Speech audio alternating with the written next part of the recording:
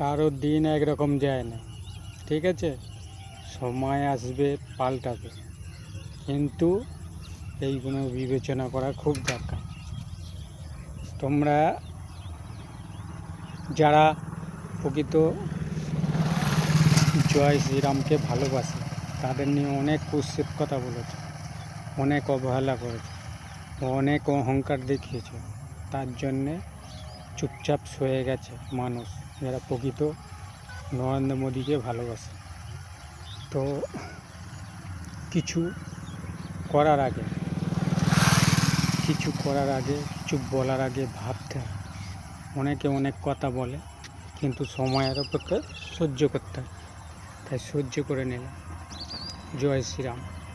তোমাদের মতো আমরা বোকা না, ঠিক আছে? আমরা হচ্ছে বুদ্ধিমান লোক, আমরা ঝামেলা করতে জানি না, আমরা ভালোবাসতে জানি। জয় শ্রীরাম বলো। অনেক ধন্যবাদ।